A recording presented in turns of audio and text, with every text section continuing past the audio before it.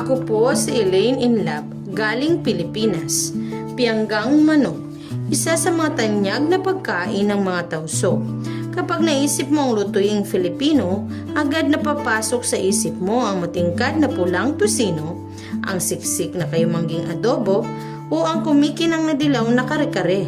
Subalit, sa puso ng Sulu Archipelago sa Mindanao, may isang resepeng sumusuway sa lahat ng kulay na ating nakasanayan, isang putahing nababalot sa tinatawag nilang black gold. Ito ang pianggang manok, isang daang taong tradisyon ng mga tausog na kilala sa natatangin nitong itim na balot, usok amoy na samyo at napakalalim na lasa. Mula sa mga tausog o ang mga tao sa sapa, ang pianggang manok ay hindi lang basta simpleng pang-araw-araw na ulam. Noong panahon ng Sultanato ng Sulu, ito ay inihahain sa mga palasyo para sa mga dugong bughaw. Sa kasalukuyan, ang pianggang ang pangunahing bituin ng mga kindore o ang mga malalaking piging, kasal at pagdiriwang ng hariraya. Sa kultura ng tausog, ang kulay itim na pagkain ay hindi nangangahulugang sunog o mapait. Baliktad dito, simbolo ito ng karangyaan, malalim na paggalang at taos-pusong pagtanggap sa mga natatanging bisita. Ano nga ba ang nagbibigay ng kakaibang kulay at lasa nito? Ang sikreto ay ang Famapa ito, isang natatanging sangkap kung saan ang sariwang karne ng nyog ay sinusunog sa ibabaw ng nagbabagang uling hanggang sa maging ganap itong maitim. Isang nakamamanghang katotohanan, hindi tulad ng karaniwang sunog na pagkain na mapait at maasim sa panlasa. Ang totoong Famapa itom ay hindi ginagawang abo.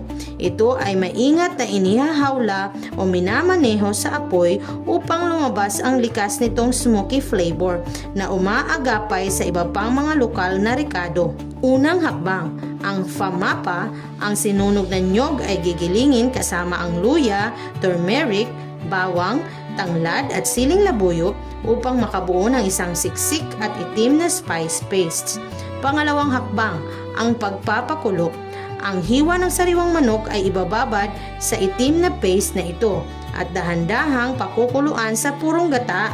Habang kumukulo, sinisip-sip ng karne ang lasa ng mga rekado habang pinapanatiling malambot ang loob nito. Pangatlong hakbang, ang pag-ihaw. Kapag malambot na ang manok, ay inililipat sa ibabaw ng nagbabagang uling ang natitirang gata at spice sauce at ipinapahit sa manok habang iniihaw upang maglatik at ang lasa at magkaroon ng walang kapantay na amoy usok. Ang resulta, isang napakalambot at napakatas na manok na nababalutan ng makinis na itim na sarsa. Isang perpektong timpla ng lasang madaigdig, maanghang, mabango at may malalim na usok. Ang pianggang manok ay isang patunay ng kadakilaan ng katutubong sining ng pagluluto sa Pilipinas. Isang putahe kung saan ang apoy, nyog at kasaysayan ay nagsama-sama, magsukol at maligayang pagkain.